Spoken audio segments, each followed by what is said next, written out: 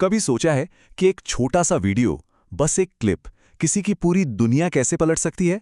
आज हम एक ऐसी ही कहानी की बात करने वाले हैं जिसमें क्रूरता है, एक वायरल वीडियो है और फिर अदालत में एक ऐसा खुलासा होता है जो किसी के भी होश उड़ा दें। ये कहानी है पावर के गलत इस्तेमाल की और टेक्नोलॉजी की ताकत की।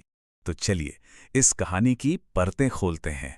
जरा सोचिए, एक खचाखच भरी अदालत, और जैसे ही एक 8 साल का कबाड़ बीनने वाला बच्चा अंदर आता है, जज साहब अपनी कुर्सी से खड़े हो जाते हैं। आखिर क्यों? इसी सवाल का जवाब हमारी पूरी कहानी का सार है। तो हमारी कहानी का पहला पड़ाव शुरू होता है एक बेबस बच्चे के साथ हुए अन्याय से। एक ऐसी घटना जो किसी का भी दिल दहलाने के लिए काफी है। सीन है एक रेलवे स्टेशन का। शाम का वक्त है, जोरों की बारिश हो रही है और वहां फटे पुराने कपड़ों में 8 साल का एक बच्चा है, आदि। वो प्लास्टिक की बोतलें, पुराने कागज, जो कुछ भी मिल जाए वो इकट्ठा कर रहा है। क्यों? ताकि अपनी बीमार मां सोमवती के लिए दवा खरीद सके। वो बस किसी तरह अपना गुजारा करना चाहता है। और ठीक यहीं पर कहानी एक बहुत ही बुरा मोड़ लेती है। जरा इस फर्क को देखिए। एक तरफ हैं 5 वर्दी वाले पुलिस अफसर और दूसरी तरफ सिर्फ एक 8 साल का निहत्था बच्चा। ताकत का यह असंतुलन देखकर ही कोई भी अंदाजा लगा सकता है कि आगे क्या होने वाला था। तो होता यह है कि ऑफिसर किशोर यादव की अगुवाई में ये पुलिस वाले बारिश से बचने के लिए वहां खड़े थे। उनकी नज़र आदि पर पड़ती हैं। वो उसे बुलाते हैं और जब वो एक उम्मीद के साथ उनके पास जाता है तो वो उसकी पूरी बोरी छीन लेते हैं। उसकी दिन भर की मेहनत एक झटके में खत्म। जब आदि हिम्मत करके अपनी मेहनत के पैसे वापस मांगता है तो उसे ये सुनने को मिलता है, सोचिए, ये सिर्फ एक सवाल नहीं था, ये पावर का नशा था जो बोल रहा था। ऑफिसर राजेश त्यागी के ये शब्द उनके घमंड और क्रूरता को साफ साफ दिखाते हैं, जैसे वो कानून से भी ऊपर हों।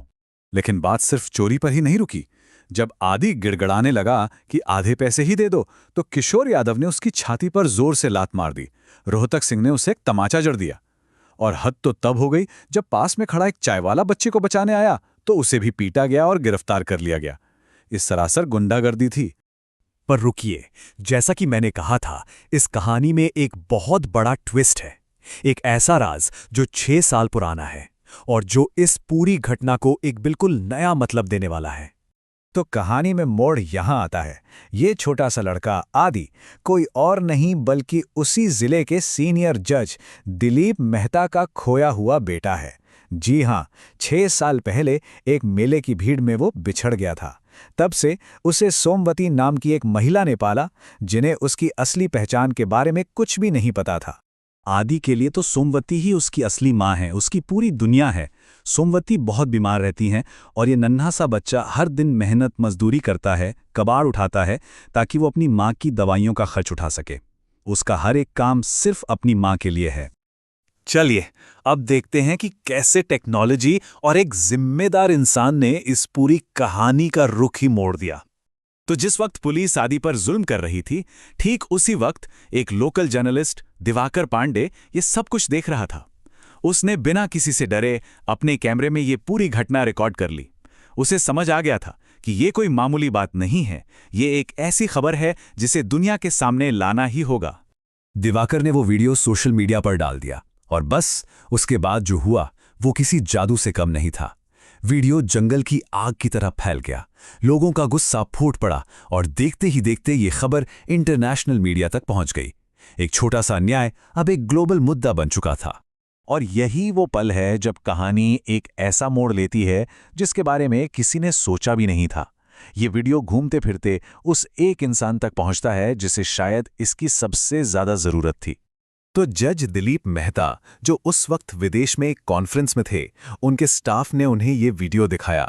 वो पुलिस की हरकत देखकर गुस्से से भर गए, लेकिन तभी उन्होंने वीडियो में पत्रकार से बात करती हुई सोमवती को ये कहते सुना और ये शब्द उनके कानों में गूंजने लगे। 6 साल, एक मेला, एक खोया हुआ बच्चा। सारी कड़ियां अचानक से जुड़ने लगी। जज मेहता के दिल में एक उम्मीद की किरण जागी। एक सवाल जो उनकी पूरी जिंदगी बदल सकता था। क्या ये वही आदि है जिसे वो पिछले 6 सालों से हर पल ढूंढ रहे हैं? उन्होंने फौरन भारत में अपनी टीम को उस बच्चे तक पहुंचने और उसकी पहचान के निशानों की जांच करने को कहा। सोमवती ने बताया कि हां, आदि की दाहिनी हथेली पर एक काला निशान है और माथे पर एक तिल। जैसे ही ये खबर जज मेहता तक पहुंची, उनके आंसू नहीं रुके। 6 साल का लंबा इंतजार आखिरकार खत्म हो गया था। उन्हें अपना बेटा मिल गया था।